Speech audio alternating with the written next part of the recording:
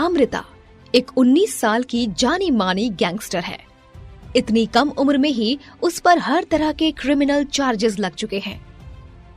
अमृता मिलिंद जोशी नाम के बहुत बड़े गैंगस्टर की बेटी है, लेकिन अब उसके पिता इस दुनिया में नहीं हैं। अपने पिता की मौत के बाद अमृता ने सारी जिम्मेदारी खुद उठाई। वो बचपन से ही अमोद के साथ काम कर रही है, जो उसका सबसे अच्छा दोस्त भी है। एक दिन अमृता और अमोद को खुफिया जानकारी मिलती है कि इस इन्फॉर्मर की वजह से उसके माँ, पापा और सौतेली माँ की एक एनकाउंटर में मौत हुई थी।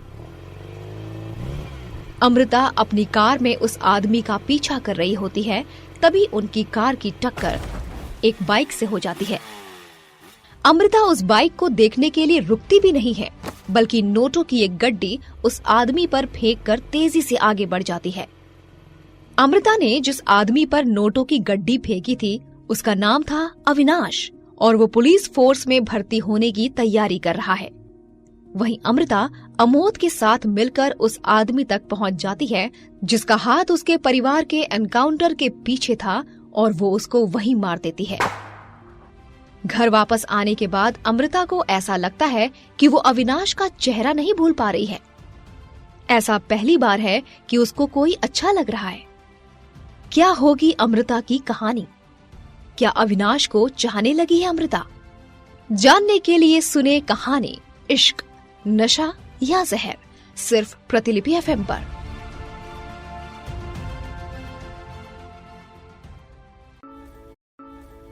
आप सुन रहे हैं प्रतिलिपि एफएम पर इश्क, नशा या जहर, अर्चना कनक की कहानी मेरे यानी अंकिता की जुबानी, भाग 1।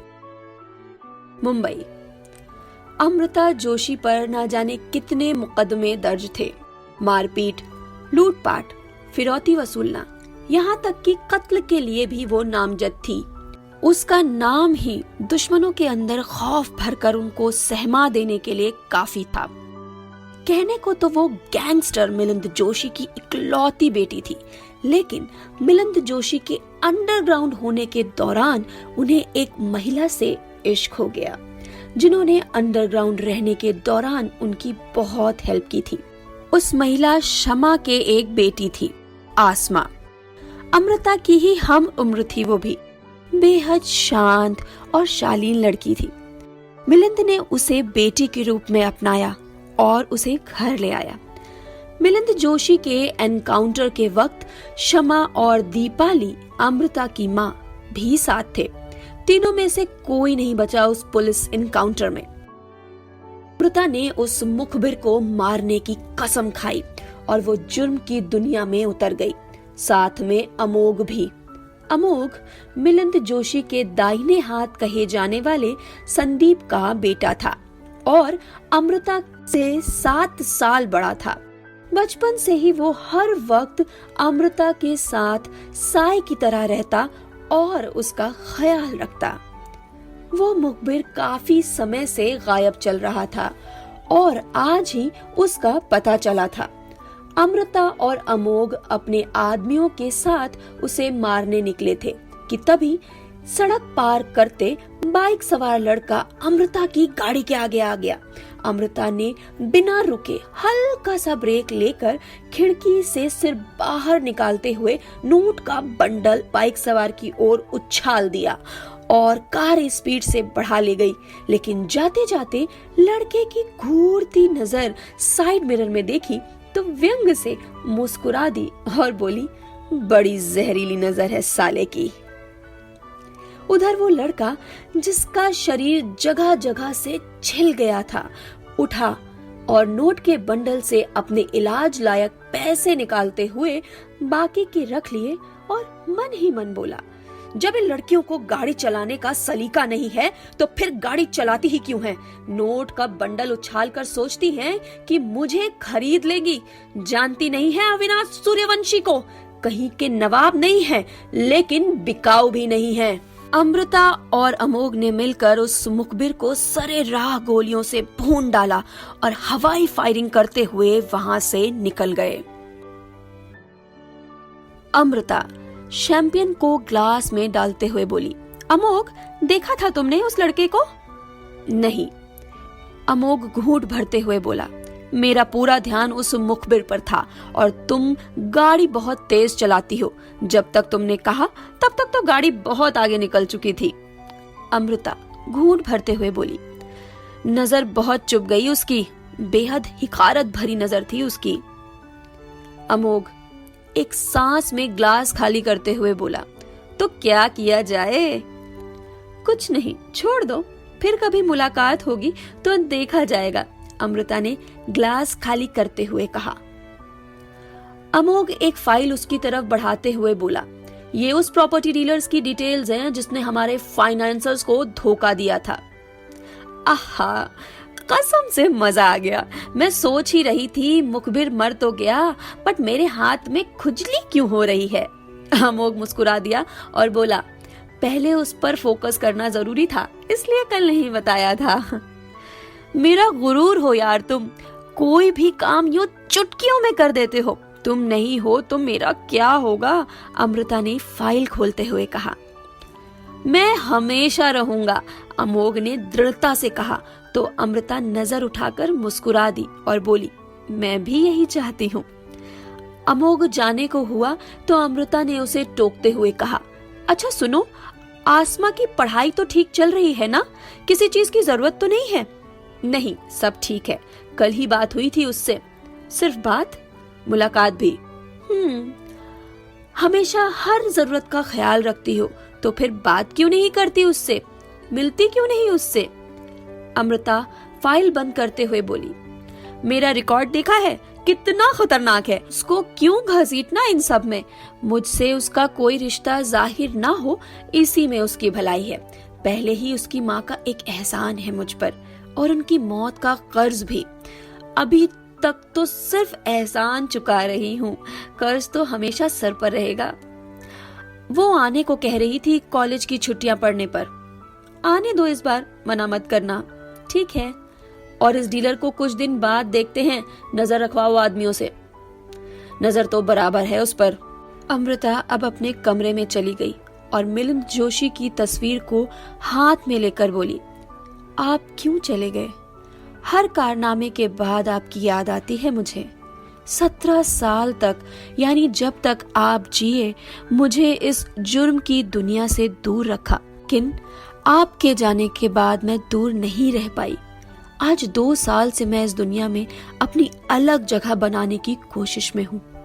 जानती हूँ कि आपको खुशी तो नहीं होगी, लेकिन फिर भी बता रही हूँ। 19 साल की अमृता जोशी का नाम ही आज अपने दुश्मनों को दहशत में भरने के लिए काफी है।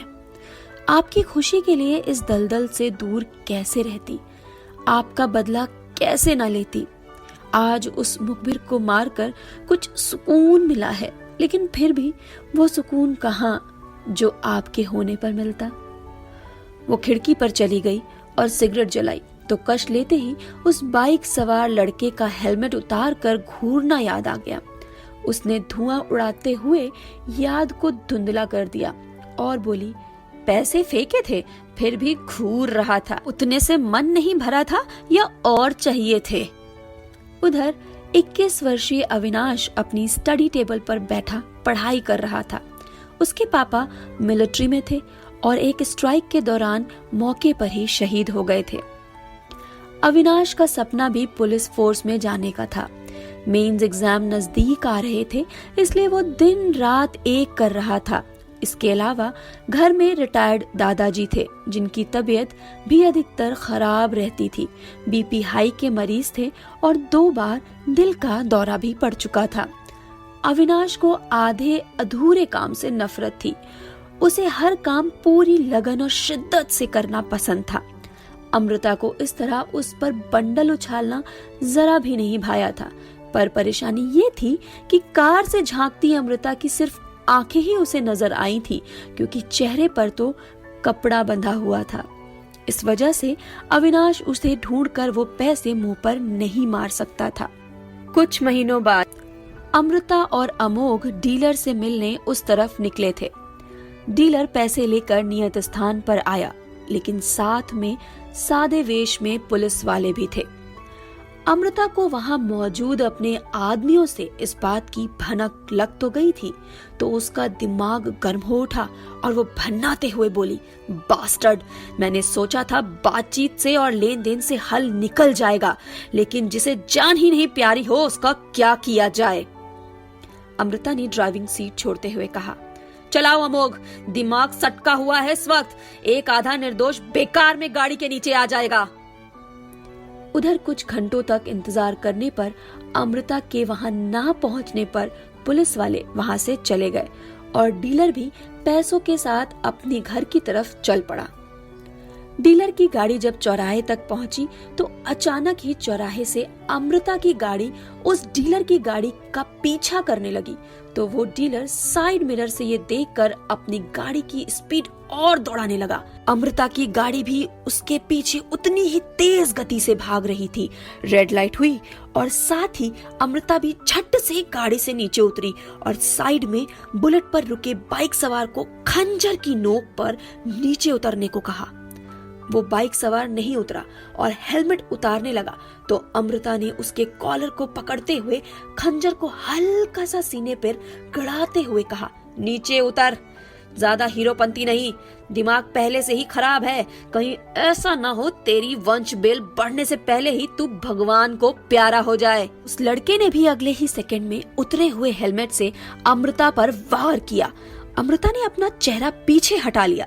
तब तक अमोघ ने गाड़ी से उतरकर उसका हाथ पकड़ते हुए बंदूक उसकी कनपटी पर रख दी और कड़क लहजे में कहा, चल उतर फौरन।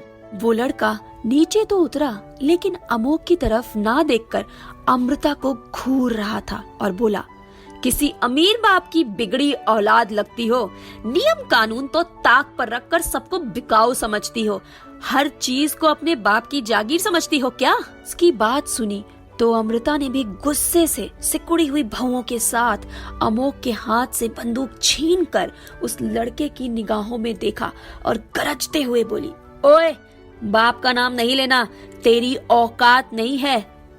लेकिन उसकी निगाह में देखते ही अब अमृता के माथे पर चढ़ी हुई त्योरियां हट गई। उसने एक सरसरी निगाह उस लड़के के चेहरे पर डाली, फिर अगले ही पल नजर हटाकर बंदूक अमोघ को पकड़ाते हुए बाइक पर बैठते हुए हेलमेट लगाकर बाइक की चाबी घुमा दी।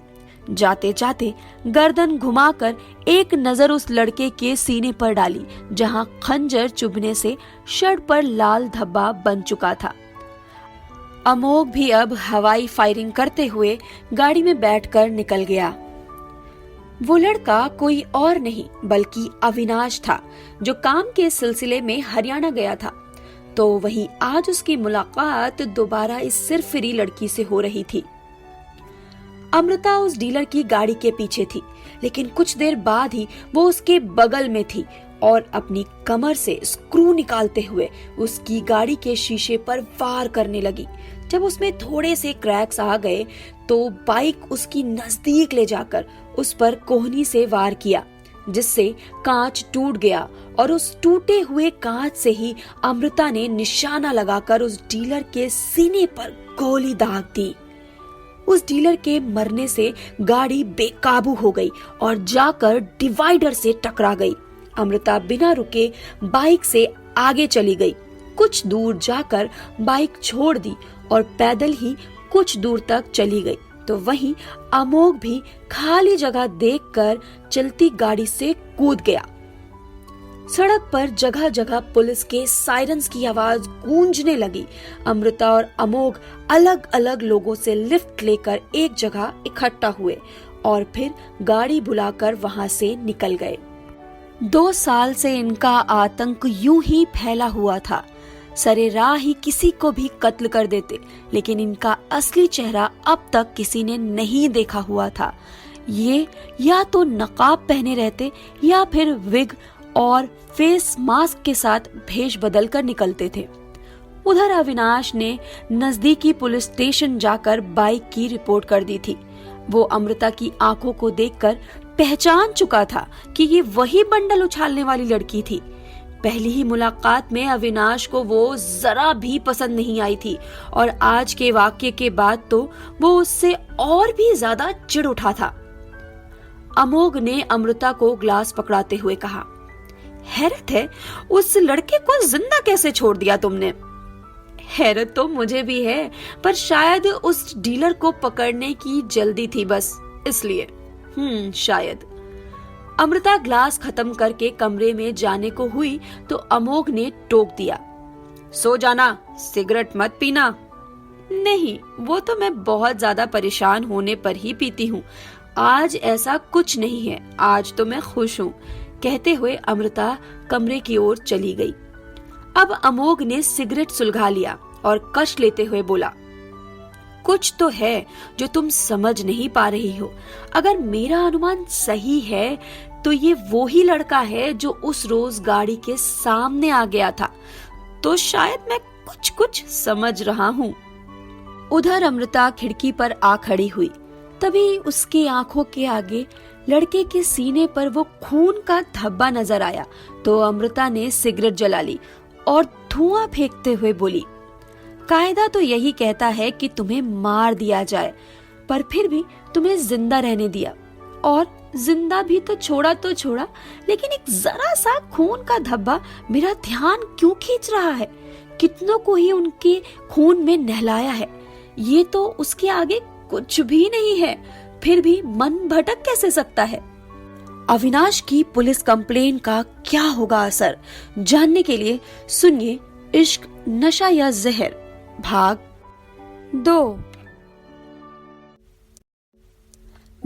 2। अगले दिन अमोघ ने सुबह ही आकर अमृता का दरवाजा खटखटाया तो अमृता उनींदी सी आंखें लिए दरवाजा खोलकर अंदर की तरफ हटते हुए अंगड़ाई लेते हुए बोली, अमोघ, ऐसे भी क्या बम फूट गया था जो इतनी सुबह सुबह दरवाजे को तोड़ने की तैयारी में थे? अमोघ ने टीवी ऑन करते हुए कहा, क्या बताऊं, खुद ही देख लो। ब्रेकिंग न्यूज में अमृता की आंखों का स्केच दिखाया जा रहा था और फिर अविनाश का वीडियो जारी किया हुआ था। अविनाश आंखों में तेवर लिए हुए कह रहा था, ये लड़की कल चाकू और बंदूक की नोक पर अपने एक साथी की सहायता से मेरी बाइक जबरदस्ती ले गई। तब मैं ये नहीं जानता था कि ये कौन है, लेकिन अब पता चल चुका है कि ये गैंगस्टर मिलिंद की बेटी अमृता है। नफरत करता हूं मैं इस लड़की से। लड़कियों का मन तो कोमल बताया गया है, लेकिन इसके पास दिल ही नहीं है। इस लड़की ने सरे राह एक आदमियों को गोलियों से भून डाला। हैरत है, एक लड़की इतनी निर्दयी कैसे हो सकती है?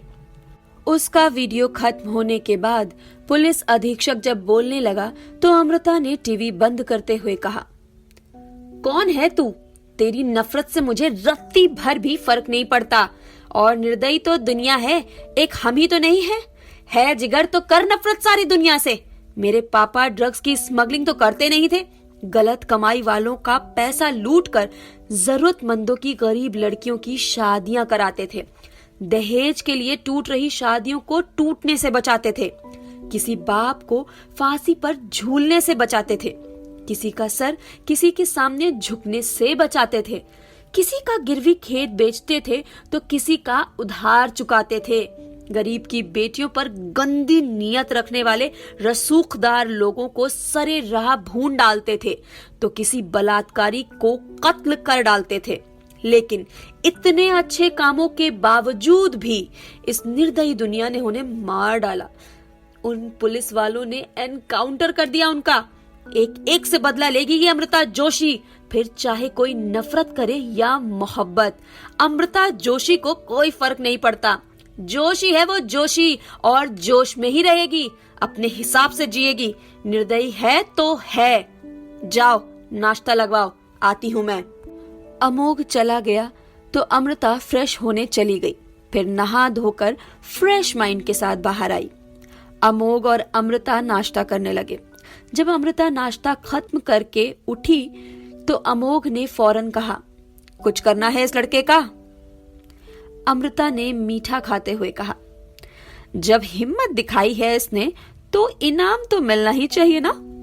अमृता जोशी के बारे में बयान दे रहा था और जबान लड़खड़ाना तो दूर, तेवर तो देखो इसके। लड़का कमजोर नहीं है, लेवल का है। इसे तोड़ने में बड़ा मजा आने वाला है। पता लगाओ इसके घर का, मैं खुद जाऊंगी अकेले। मैं भी साथ चलूंगा। गिफ्ट देने जाऊंगी उसकी बहादुरी के लिए, जान लेने नहीं जा रही हूँ कि तुम्हारा साथ चाहिए। गिफ्ट देने जा रही हो, गिफ्ट देने जा रही हो या जान देने जा रही हो या जान लेने जा रही हो, मैं हर स्थिति में साथ ही रहूंगा। अमृता ने सिर दाएं बाएं हिलाते हुए कहा। नहीं मानोगे तुम? नहीं। ठीक है, मेरी परछाई रहना साथ, कहते हुए अमृता चली गई। शाम को वो मार्केट जाकर एक महंगी घड़ी खरीद लाई। लगभग रात के 3 बजे अविनाश के घर की डोर बेल बजी तो उसके दादाजी ने तुरंत बंदूक निकाल ली और बोले, लगता है उस गुंडी ने गुंडे भेजे हैं। आप शांत रहो दादाजी, माना कि फौज से रिटायर्ड हो, पर अब आप बूढ़े हो गए हो, मैं देख लूंगा उन्हें। मालूम है कि सरेआम चाकू निकालने वाली लड़की मेरे बयान पर शांत तो नहीं बैठेगी ना, मुझे मारने जरूर आएगी। अविनाश ने जाकर दरवाजा खोला, वहां कोई नहीं था। दादाजी भी बाहर निकल आए और इधर उधर देखने लगे, लेकिन कोई नहीं मिला। इतनी ही देर में बत्ती भी चली गई। अविनाश को अंधेरे में किसी ने एक तरफ खींचा और उसके सीने पर हथेली रखते हुए उसकी जेब में एक घड़ी रखी तो अविनाश ने भी उसकी कलाई पकड़कर मरोड़ने की कोशिश की, लेकिन अमृता घूम गई और हाथ छुड़ाते हुए बोली, बहादुर हो। अविनाश उसे पकड़ नहीं पाया तो बोला, और तुम कायर, इस तरह लाइट बंद कर आने की वजह? सामने आने की हिम्मत नहीं है या शर्म आ रही है? अविनाश हिकारत भरे लहजे के साथ बोला, शर्माने वाला रिश्ता होता तो शर्मा भी लेती, लेकिन फिलहाल ऐसा कुछ नहीं है। और आज अपने ही घर में मेरी हिम्मत को ललकार कर गली के कुत्ते वाली हरकतें तो मत करो, क्योंकि हिम्मत तो तुम कल देख ही चुके हो। आज जो किया उसे तुम्हारी बहादुरी मानकर गिफ्ट दिया है, लेकिन आगे मत उलझना। घड़ी की सुइयों की तरह दिमाग घूम गया तो खतरे में पड़ जाओगे बच्चू। और रही बात लाइट काट कर आने की, तो वो इसलिए क्योंकि मुझे काला रंग बहुत पसंद है। कारण ये है कि ये रंग हर रंग को खुद के रंग में रंग लेता है। कमाल का रंग है ये काला रंग। अविनाश ने डोरबेल बजते ही पैसे की वो गड्डी हाथ में ले ली थी तो उसने जब आवाज की दिशा में अचानक आगे बढ़ते हुए अमृता को पकड़कर उसके हाथ पर वो गड्डी रखते हुए कहा, मुझे खरीदने की कोशिश में बिक भी जाओगी ना तो भी मुझे खरीद नहीं पाओगी। और जहां तक उलझने की बात है तो जब जब मुझसे टकराने की कोशिश करोगी तब तब उलझूंगा तुमसे। अविनाश सूर्यवंशी पीछे हटने वालों में से नहीं है। हटती तो अमृता जोशी भी नहीं है जनाब। जब वो धूप बनकर छाती है तो सब कोरे छट जाते हैं। उलझो या बचो, तुम्हारी जिंदगी तुम्हारी मर्जी। अविनाश नफरत से बोला, वो लोग जाने कैसे होते हैं जो सब सह जाते हैं पर बवाल नहीं करते, कुछ गलत होने पर सवाल नहीं करते। मैं चुप रहने वालों में से नहीं हूँ। मुझे बर्बाद करने की कोशिश करोगी ना तो कसम से आबाद तो तुम्हें भी नहीं रहने दूंगा, तबाह कर दूंगा। तबाह करोगे? वहम अच्छा है, मुझे तबाह करोगे। जरा ध्यान से, कहीं खुद ही ना तबाह हो जाना। वो खंजर जो सीने पर टिक कर रह गया था वो आर पार भी हो सकता था। कहते हुए अमृता उसका हाथ झटक कर हट गई। अविनाश उसे पकड़ने को हाथ बढ़ाकर रह गया। उसके जाते ही लाइट आ गई और दादाजी भी अंदर चले आए। अविनाश को इधर उधर नजर घुमाते देखकर बोले, कुछ हुआ है क्या? नहीं, कुछ भी नहीं, कहते हुए अविनाश अंदर जाकर दरवाजा बंद कर गया। अविनाश के दरवाजा बंद करते ही बाहर से गोलियां चलने की आवाजें आने लगी तो अविनाश चौंक गया और उसने दादाजी की तरफ देखा। दादाजी मुस्कुराते हुए बोले, बेटा, फौज से रिटायर्ड हूँ, दाव पेच मुझे भी आते हैं। मतलब आपने पुलिस बुलाई? पहले से ही बुला रखी थी, इंतजार था तो उनके घर से निकलने का। उधर अमोघ भी अंधेरे में ताबड़तोड़ फायरिंग करने लगा, क्योंकि घर के पास की स्ट्रीट लाइट्स अमृता ने पहले से ही सुरक्षा की दृष्टि से खराब करवा दी थी। अमृता भी दोनों हाथों से गोलियां बरसाती हुई एक तरफ बढ़ते हुए बोली, साला शेर की खाल में भेड़िया निकला, ये तो सामने आने की औकात नहीं है और ना ही जिगर है इस चींटी में। चींटी को देखा है सीना कैसे पिचका हुआ होता है, बस वैसे ही इसका जिगर है। मीडिया में जाकर बस मुझे फंसाने की साजिश रच रहा था। अमोघ उसे एक तरफ बढ़ने को बोलकर खुद भी पीछे से आ गया और गाड़ी में बैठते हुए बोला, यही तो दुनिया है, सिर्फ धोखा और फरेब। अमृता बाह और रुमाल बढ़ाती हुई बोली, बांधो इसे। अमोघ उसकी बाह से निकलते खून को देखकर बौखलाहट से बोला, ये कब लगी? अमृता हंसते हुए बोली, छोड़ो, जो बीत गया सो बीत गया, गोली बस छूकर निकली है, पर पता लगाना है साले किस थाने से आए थे और ये किस यूनिट के लीडर के काम है। अमोघ चुपचाप खिड़की से बाहर देखने लगा। उनकी गाड़ी चल निकली। अमृता भी खिड़की से बाहर देखते हुए बोली, अविनाश सूर्यवंशी, अब तो अगली मुलाकात का इंतजार करो। इतने श्योर थे मेरे आने को लेकर कि पुलिस बुलवाई तुमने। 2 मुलाकातों में मेरे नेचर को बड़े अच्छे से पहचान गए हो। आंसू गैस के गोले छोड़कर दोनों पुलिस वालों से बचकर दोनों निकल गए। रात का समय था तो अमोघ गाड़ी को स्पीड में दौड़ा रहा था। उधर अविनाश परेशान था और रातों रात वो भी दादाजी को लेकर वहां से निकल गया।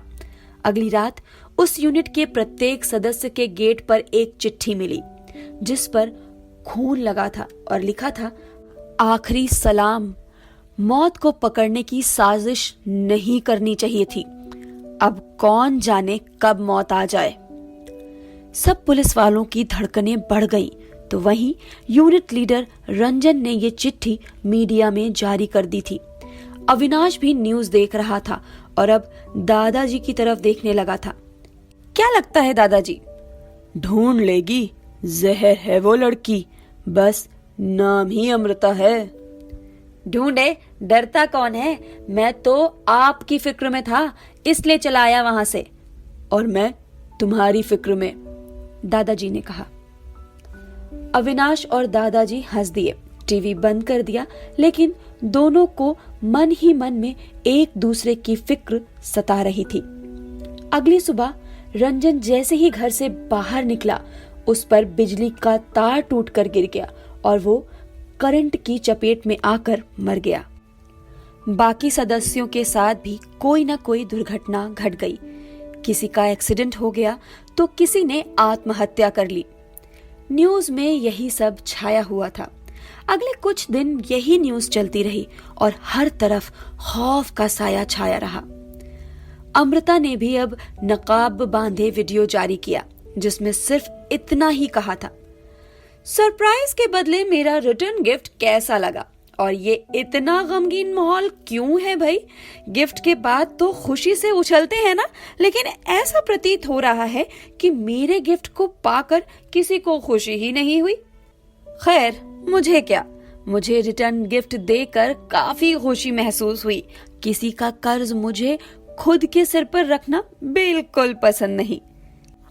अविनाश भी वो वीडियो देख रहा था और बंद करते हुए बोला, दादाजी, ये लड़की नहीं राक्षसनी है, थोड़ी दया नहीं, चेहरे पर गलती की शिकन भी नहीं है, गुरूर ही गुरूर है बस अपनी जीत का। दादाजी विचार मग्न से बोले, सबको सजा दी, मतलब अब हमारी बारी है। लग तो रहा है, देखते हैं कब आती है। मुझे नहीं लगता कि वो आएगी। नहीं, आदमी भेजेगी। उसकी आंखों में जुनून है अविनाश, वो खुद जरूर आएगी।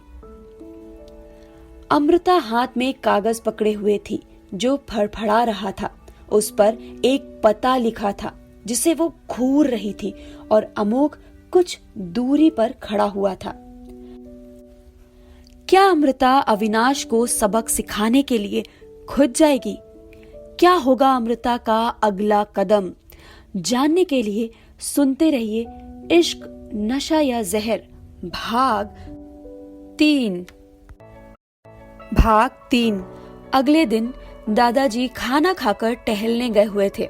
अविनाश ने जैसे ही रात को 9 बजे आकर दरवाजा खोला, सामने अमृता बैठी हुई मिली। वो रबड़ का मास्क लगाए हुए थी। जरा भी नहीं लग रहा था कि उसने मास्क लगाया हुआ है। ऐसा लग रहा था जैसे ये उसका ओरिजिनल चेहरा है। तुम यहाँ? अविनाश उसे देखते ही बोला। आना ही पड़ा एक भगोड़े और कायर इंसान को ढूंढते हुए, अमृता ने खड़े होकर सिगरेट का धुआं फेंकते हुए कहा।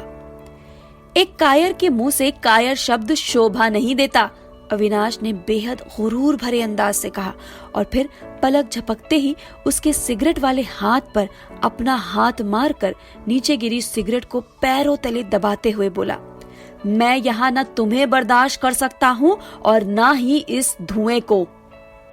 अमृता अब उसकी निगाहों में देखते हुए कड़क लहजे में बोली, बर्दाश्त तो करना होगा मिस्टर अविनाश सूर्यवंशी, क्योंकि मुझे यहाँ आने पर मजबूर भी तुमने ही किया है, वरना तुम जैसों की तरफ तो मैं देखना भी पसंद नहीं करती।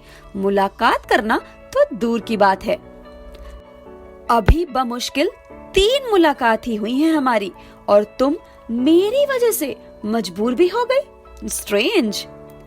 अमृता उसकी कॉलर को पकड़ते हुए बोली, डोंट बी ओवर स्मार्ट।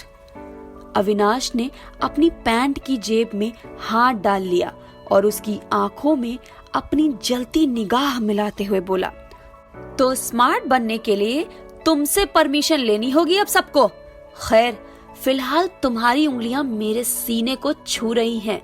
जी तो कर रहा है ये हाथ तोड़ दूं जिनसे मुझे छू रही हो, पर अफसोस मुझे तुम्हारी ये खून से रंगे हाथ छूकर अपने हाथ गंदे करने का शौक नहीं है। हटाओ इन्हें मेरे कॉलर से।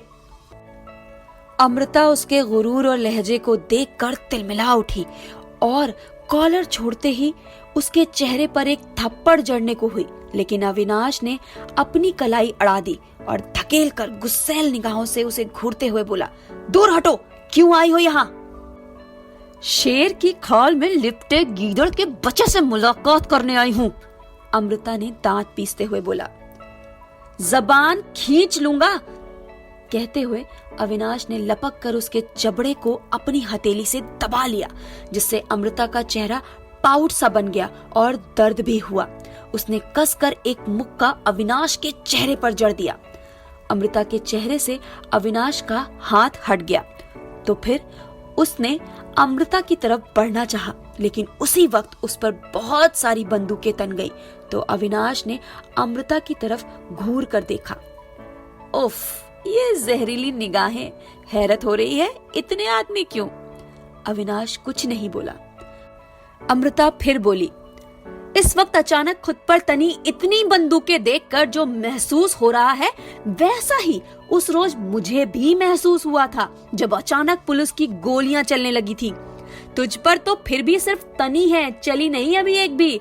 मीडिया में बयान देखकर शेर बन रहा था और हरकतें कुत्तों वाली कर दी। खुद की गली में कुत्ते ही शेर बनते हैं, मुझे कायर कहता है। उस रोज तेरी घर में घुसी थी और निकल भी गई थी। आज फिर तेरे ठिकाने पे हूँ और निडर हूँ। आज भी बुलाए हैं क्या बाहर पुलिस वाले? मैं इतना बेरहम नहीं कि बार बार पुलिस वालों का घर उजड़ता हुआ देखूं। मैंने बुलाया था तो मुझे मारती, उन्हें क्यों मारा? अविनाश ने नफरत से बोला। तुम्हारी पूजा करने नहीं आई हूँ, मारूंगी तो जरूर, लेकिन उसे जिसने बुलाया था वो बूढ़ा। अविनाश ने फिर गुस्से से अमृता की तरफ बढ़ना चाहा, लेकिन अमृता के आदमियों ने उसे बढ़ने नहीं दिया। दादाजी को कुछ हुआ तो बहुत पछताओगी तुम। धमकी अपनी जेब में रखा करो, मुझे इनसे फर्क नहीं पड़ता। इतना कुछ कहा तुमने, लेकिन उस बुढ़ाऊ को बचाने के लिए तुमने सब मान लिया। एक बार भी नहीं कहा कि पुलिस वालों को तुमने नहीं बुलाया था। बात अपनों की हो तो जान की परवाह नहीं रहती, और बदला लेना है तो सजा देने से मतलब रखो। दो मुझे सजा, अविनाश निडरता से बोला। अमृता भी गुस्से से बोली, सजा तो मिलेगी ही तुम्हें भी और तुम्हारे उस बूढ़े दादा को भी। उसे मारने पर उसे मुक्ति मिल जाएगी, तुझे दर्द होगा, लेकिन तुझे मारने पर तुझे भी दर्द होगा और उसे भी।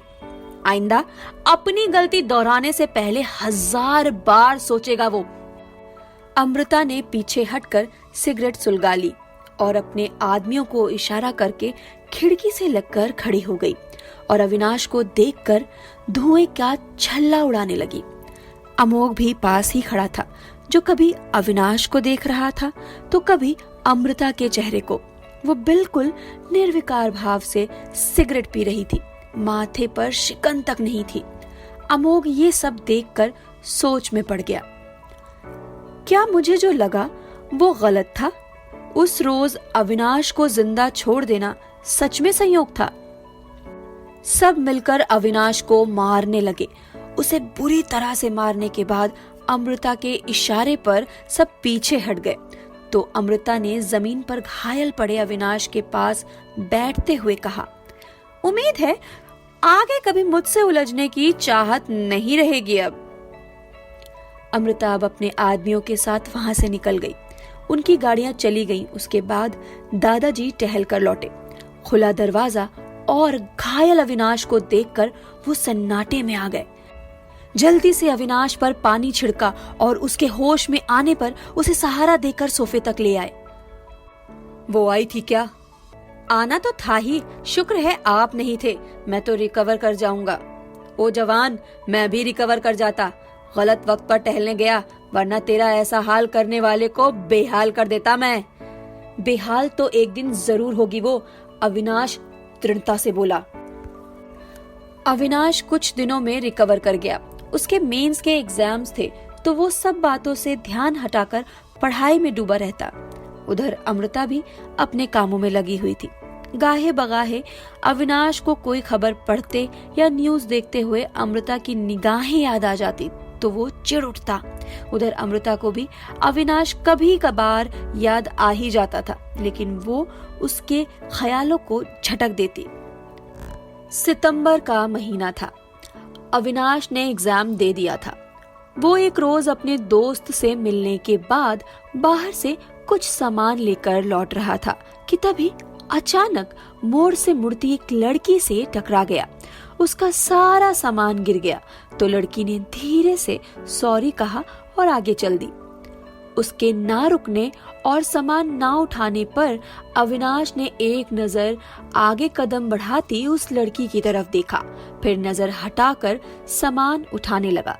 वो लड़की चुपचाप चली गई।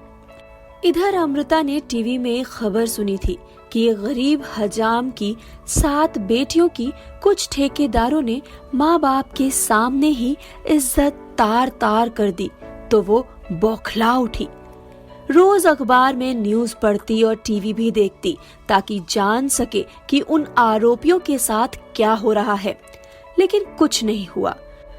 उल्टा कुछ रोज बाद हजाम ने बयान वापस ले लिया और सब आरोपियों के बरी होने के बाद उसकी पत्नी और सभी बेटियों ने फांसी लगाकर आत्महत्या कर ली।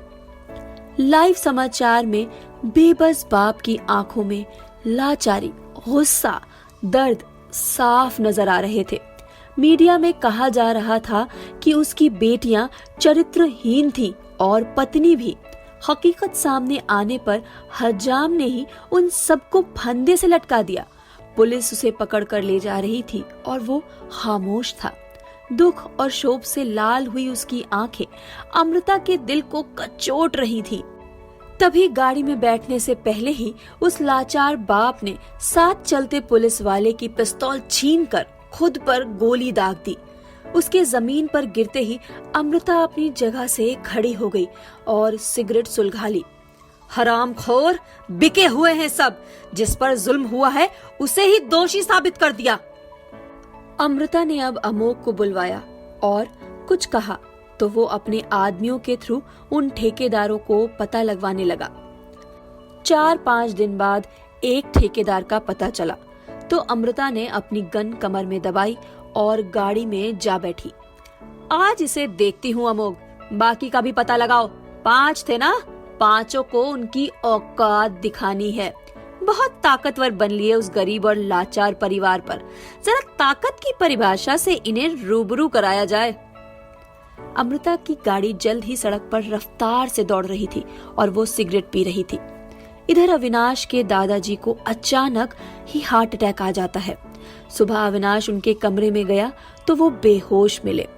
कितना भी कुछ करने पर उनको होश नहीं आया। परेशान अविनाश एक कैब से उन्हें अचेत अवस्था में लेकर हॉस्पिटल के लिए निकला।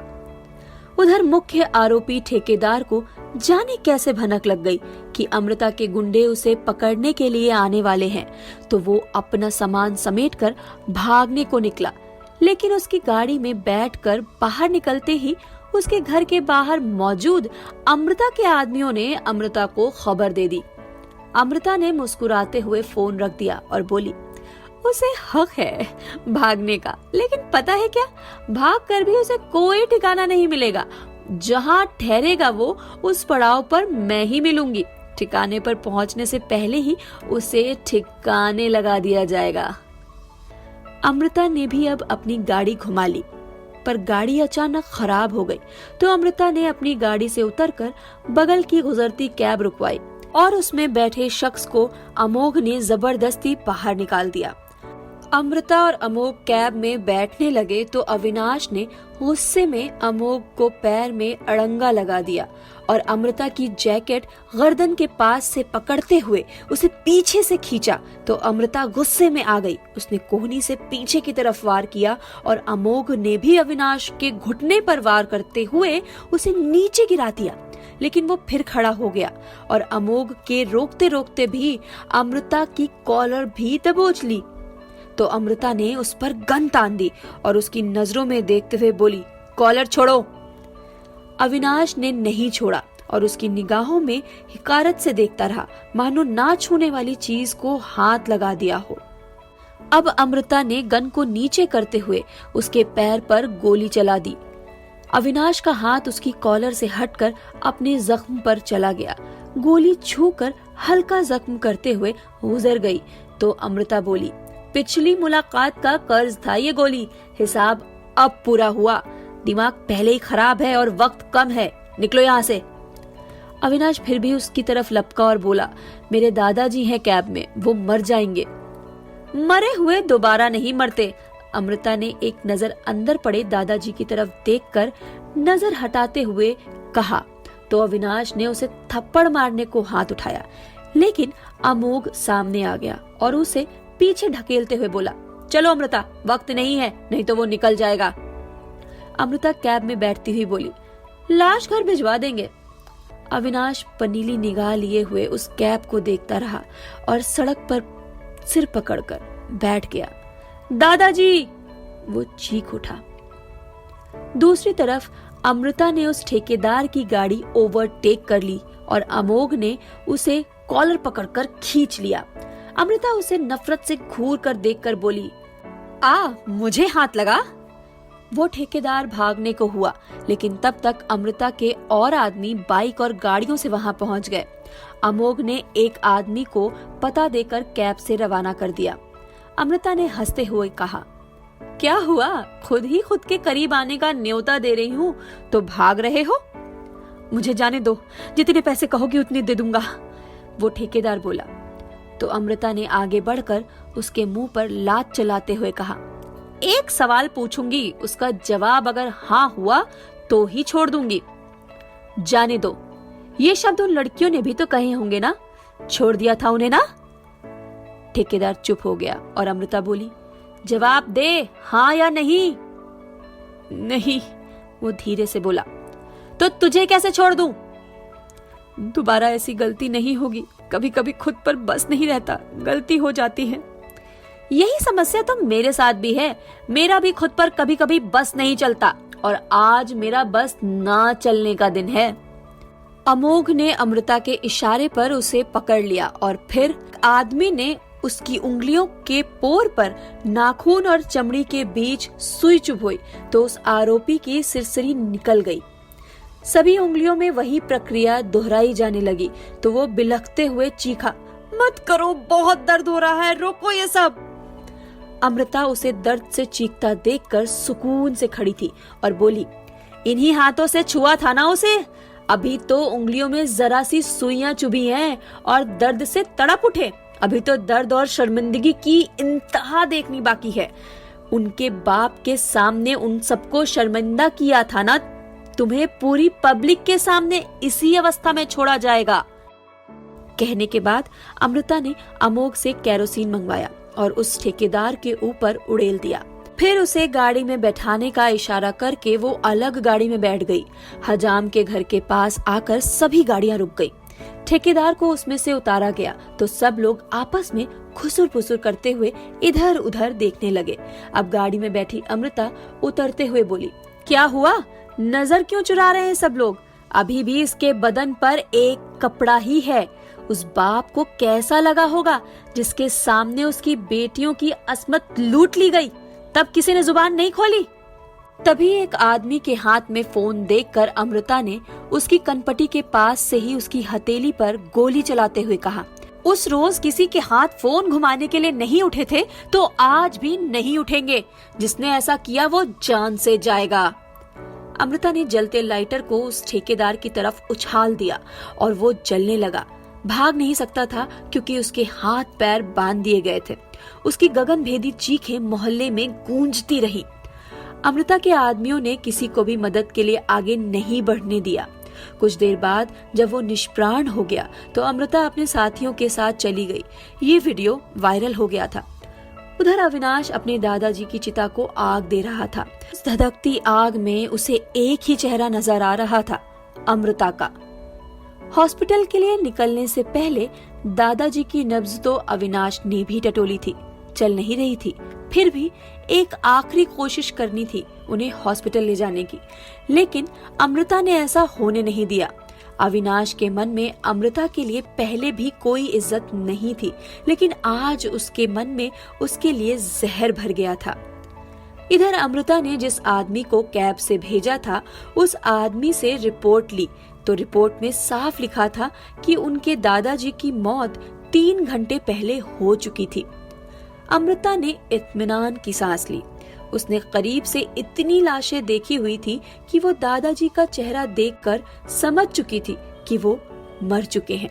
फिर भी उसने तसल्ली के लिए अपने आदमी को पहले हॉस्पिटल भेजा, उसके बाद अविनाश के घर। क्या होगा अविनाश की नफरत का नतीजा, जानने के लिए सुनते रहिए इश्क, नशा या जहर, भाग 4।